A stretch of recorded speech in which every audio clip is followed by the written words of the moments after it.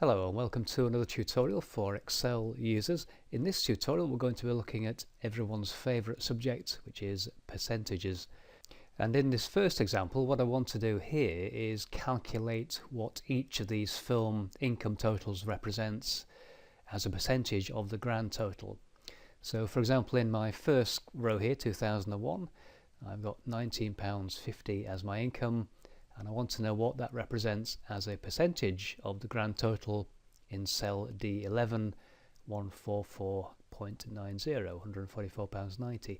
So to do that, simply click into the cell where I want the result to appear, and as you can see here, I've created a percentage of total column. So click into cell E3, press equals on the keyboard to begin the calculation, as I'm sure you're all familiar with by now. First of all, click on the income for the movie, so it's the value in D3, the smaller value. Then on the keyboard you want to press the divide symbol, which is a / key, and then click on the grand total. So the calculation is D3 divided by D11, in other words £19.50 divided by 144.90. There's a final thing that I would normally do here which I won't do just yet, I'll come back to that. So let's just accept the calculation by clicking on the tick to the left of the formula bar, and you'll see what we get. We get a decimal value 0.134576, which it's kind of useful, but it's not a percentage. So to convert that to a percentage value, you simply come across to the number section on the home tab, and you'll see the formatting buttons there, and the second one along is percent style. So click on that and the format is applied, and we see now that 2001 represents 13% of total sales, at least for movies in that list anyway. £19.50 isn't exactly 13% of 144.90, but you can display a higher level of accuracy by increasing the number of decimal places. So for example, if I now come back to the number section in the home tab, you'll see over on the right of that section we have these increase and decrease decimal buttons. If I increase that by 1, you'll see our percentage value goes to 13.5. Click it again, we get 13.46. Again, we get 0.458, and so on. So you can increase the accuracy displayed by using these buttons here to increase or decrease the number of decimal places. Always keep in mind that the accurate value is always contained in the cell. What we're talking about here is simply the display of the accuracy. So the underlying value will always be that decimal value. So if I go back to the format button, choose general, that's the actual value that's contained in the cell, 0.134576. Any calculation based on this cell will use that value. All we're doing here is clicking the percentage button to make it a more user-friendly display.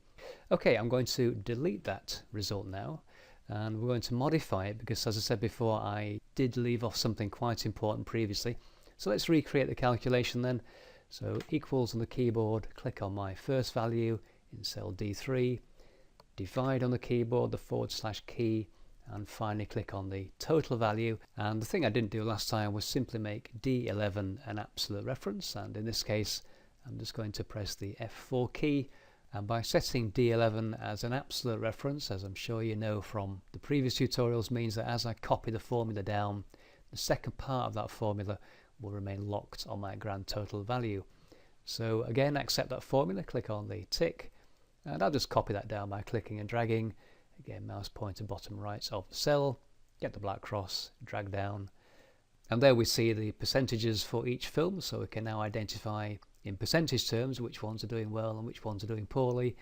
So we've seen there how to simply calculate a percentage of a total, apply the formatting and modify the formatting should you need to do that. So let's look at another example. If I click onto the next tab in my workbook here, you'll see we have something that's fairly typical. We have a number of commonly purchased items, a car, a TV and tin of beans, things I hope you're all familiar with, and you can see the original price and the percentage discount that the retailer is going to apply to encourage you to buy their product.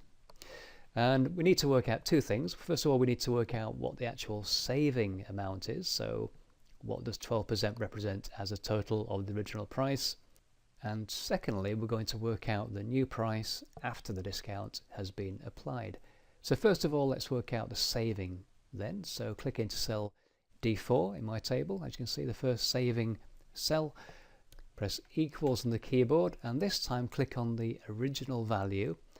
And now we're going to press multiply on the keyboard and then click on the percentage discount. So effectively what we're doing here is multiplying the 9500 value by a fraction which is 0.12 or 12%. So if I click on the tick to accept that, we will see that the saving value is 1140. And finally I'm going to work out the new price. Now obviously what I could do here is simply deduct the 1140 off the 9500 value. That's the easy way. I'm going to actually incorporate the percentage calculation into the formula to give you an alternative way of calculating the new price, just in case you don't have the saving value represented separately. So here we're going to click on equals. Again, we start with the original price because we're deducting the discount, minus on the keyboard, and then this time between parentheses or brackets we're going to create that saving calculation. So again, click on the original price, multiply on the keyboard, click on the discount, close the bracket, press the enter key, and we see there the new price, 83.60. So that is the same basically as 9500 deducting 1140, but we've done it in a self-contained way, if you like. So we've taken the original value and then we've deducted the percentage saving by working that out in the calculation between parentheses there.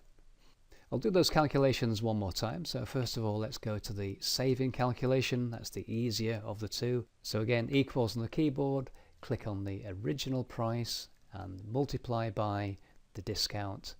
I'll click on the tick again to accept that calculation. There we get the saving, which is £87.50 in this case. And so we're going to calculate the new price with the discount applied. So click into cell E5, equals on the keyboard, again click on the original value first, press subtract on the keyboard, and then between parentheses or brackets as I prefer to call them, we're going to create that saving calculation. So click on B5, contains the original value, multiply on the keyboard, click on the discount value, just close those brackets, press the enter key, and there we get the new price with the discount applied. And to complete the table, I'm just going to select cells D5 and E5, just copy those formulas down, and also I'll just select cells D4 through to E6 and go to the number section, click the currency formatting button, and you'll notice there this sometimes happens is that my first two values there, or the values in row 4, have got hash marks instead of numbers. And all I need to do here is just make sure both columns are selected by clicking the letter D, drag across to E, and then I can extend the column width. Just click away and we can see the full value. So there's a few examples of how to create percentage calculations and apply formatting. I hope you found that useful and you can apply some of the things you've learnt there to the spreadsheets that you're working on. But thank you very much for watching, and I'll see you next time.